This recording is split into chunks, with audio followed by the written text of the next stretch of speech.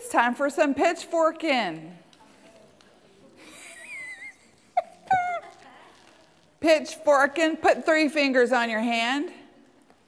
Hold your arm out straight. Stiffen that elbow, lock it. And that's your personal pitchfork. If these are pitchforks, what does that mean?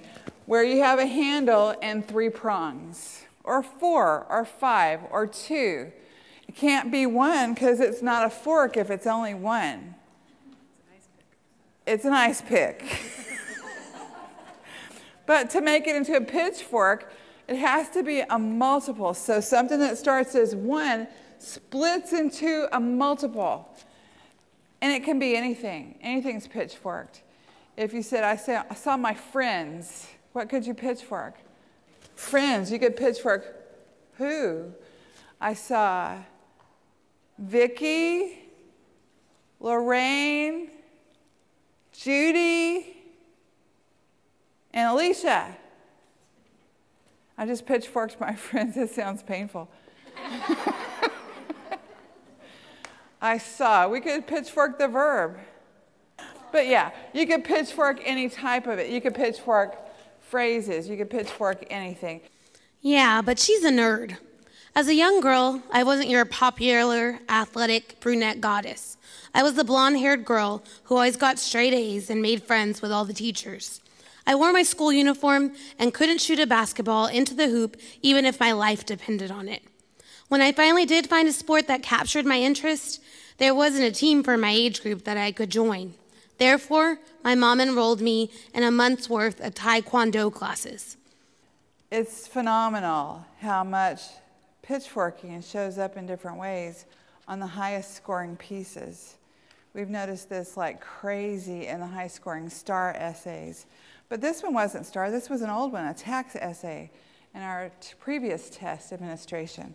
But still, sophistication in syntax is sophistication in syntax. We're going to de-pitchfork a couple of sentences. Well, let's look at the first paragraph, the second sentence.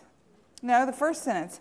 As a young girl, I wasn't your popular, athletic, brunette goddess. Read that sentence with me and do your fingers. As a young girl, I wasn't your popular, athletic, brunette goddess. You hear how pitchforks have an actual motion that goes with them. Your kids will start seeing those and they'll have a body reaction to pitchforking when they see it. How would you say that if you did not pitchfork it? How could you sum up all 3 of those without saying any of the 3 of them to make the one more general thing? As a young girl, I was ordinary. That means I wasn't popular, athletic, brunette goddess. I was ordinary. But pick one you like and put it on a sticky note and put it directly on top of that sentence. And what did we just do? We shrank a sentence. We de-pitchforked it. It's good to know how to de-pitchfork them and pitchfork them. It stretches the brain, going and coming and going. It's really funny that no matter what age, and you're 4th graders, that once they have a concept that has a shape that's physical, they spot that physical shape in things. And it really, you can almost see it rearranging their brain, the way they're looking at things in groups. You know how we did on Bada Bing, where you take, and on Color It Up, where you take a sentence and put it on a sticky note. That's your before and you have an after. Same thing with pitchforking. Here's your sentence. And you put the word pitchforking on there somewhere, the same way that we did Bada Bing somewhere on there.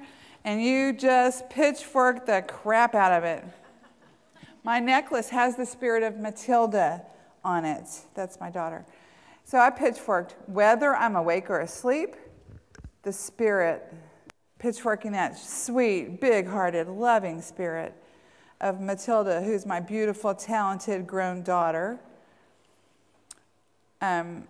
Where do I keep it? Near my heartbeat, accompanying my breathing.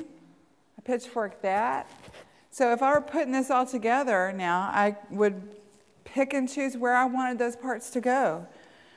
Whether I'm awake or asleep, my necklace has the sweet, big-hearted, loving spirit of my beautiful, talented, grown daughter, Matilda, and it stays near my heartbeat, accompanying my every breath.